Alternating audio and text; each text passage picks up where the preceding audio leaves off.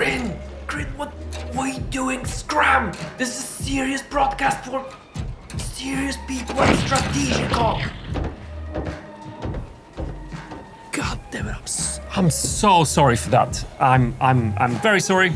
Hello, Strategicon. My name is Antek. I am the creative director of the Nyxlands of Havoc and the original author of weird stories that gave birth to this universe. I'm coming to you live-ish from the Mired Spirits, Souls Meyer Core's 43rd least worst bar.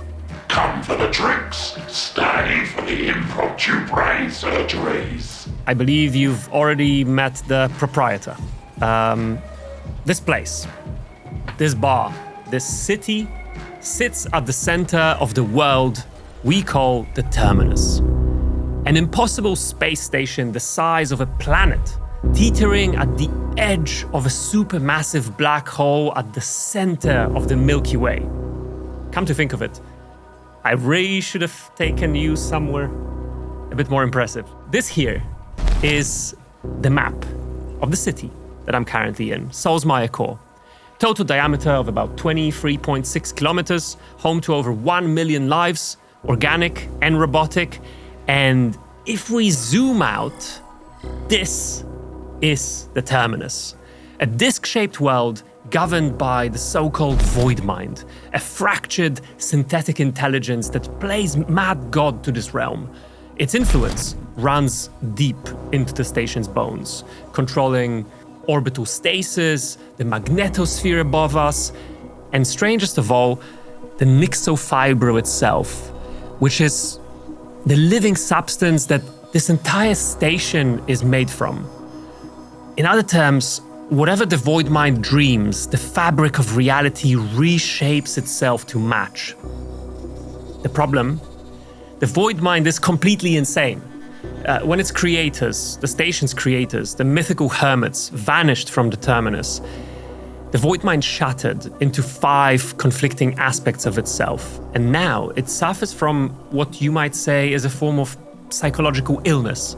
It's a godlike entity with 5 faces, and none agrees with the others, and they all pull the station in different directions. What you see here now on this map is a view of cycle 12,794.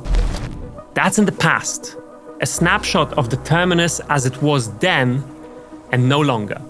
Because at the end of every cycle, and a single cycle is equivalent to only 35 days on earthly clocks, a reset storm sweeps through the lands of the Terminus, annihilating all the landscapes before turning them into new configurations for the new cycle to come. The mountains of yesterday become the oceans of tomorrow.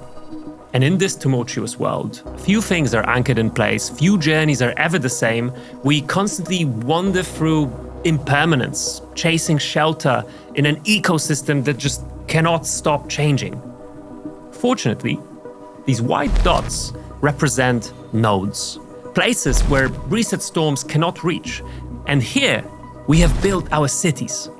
Here we have founded cultures and politics, and here is where we accumulate our wealth, where we try to build status, escape from suffering. Here in these nodes we write our history since we came here.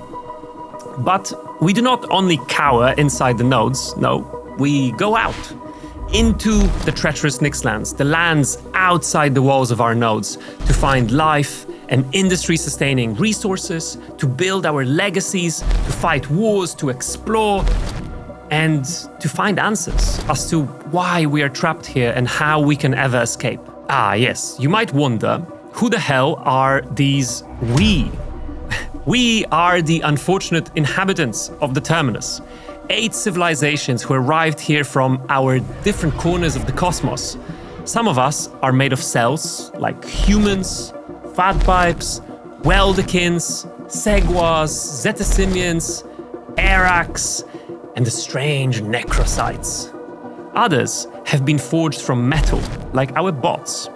Our ancestors came here more than 13,000 cycles ago, drawn by the invitation conveyed by the Void Mind itself.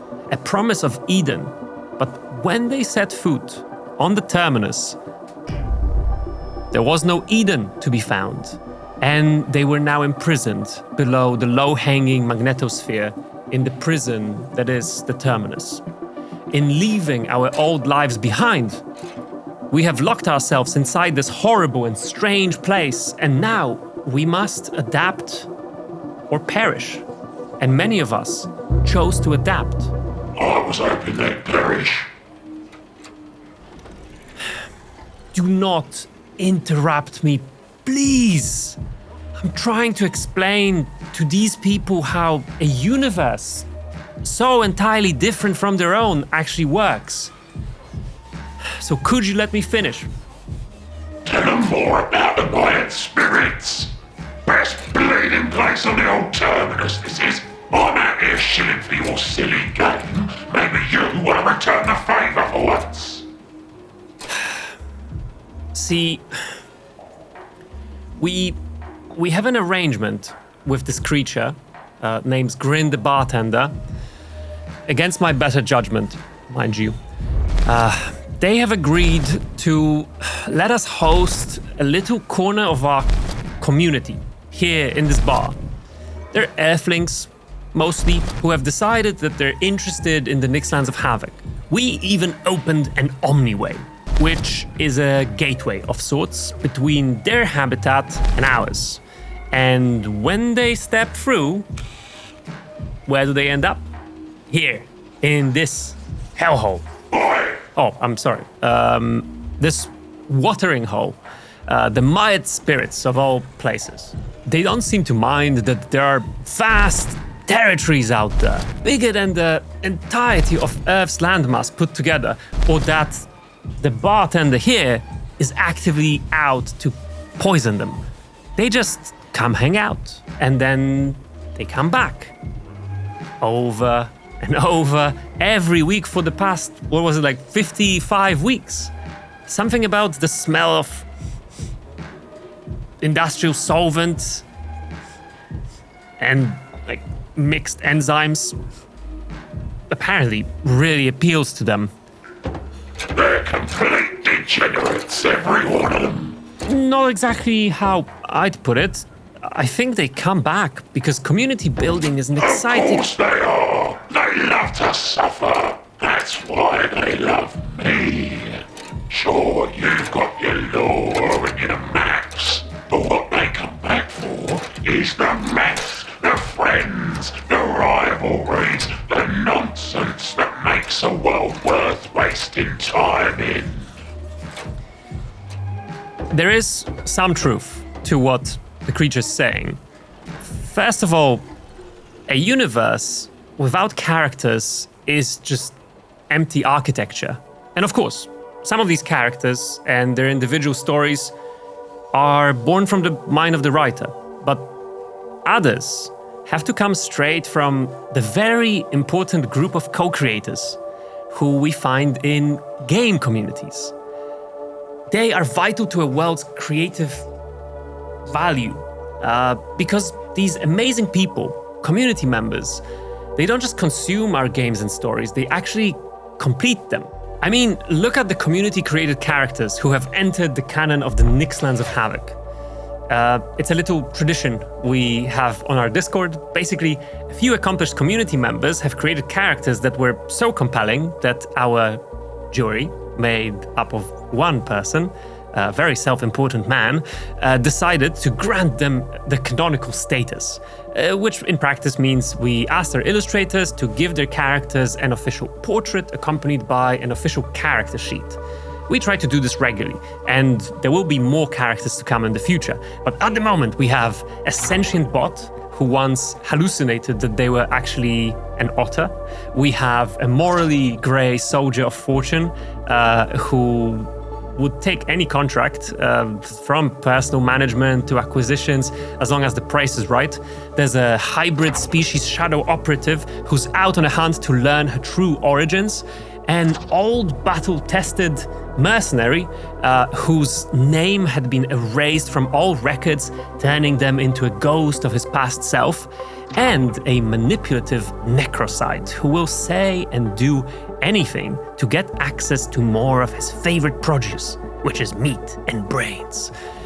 And these community characters now populate the Terminus with fresh, audience-born creativity, and it gives me a very warm feeling in my dark, cold heart to see that for some, my original writings have gradually become a living, breathing universe that grows beyond the original vision.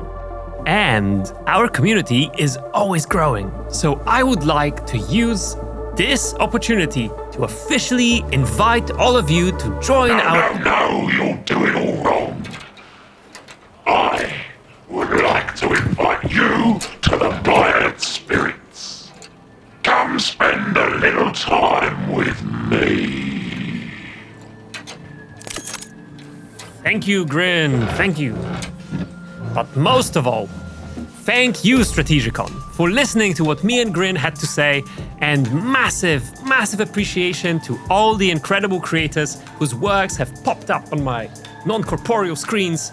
Felix Tisch, Thanos Sotirio, Tommy Vidacek, Mael Alcantara, Joe Shunhan, Bobby Reebholz, Sibilla Peppi, and Adrian Sanchez. And of course, our community.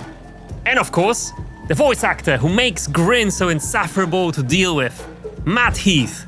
Thank you for all the weird and original creativity that you all put into our world. And to our dear audience, please enjoy the rest of the panel. There's so much more to come. Bye-bye.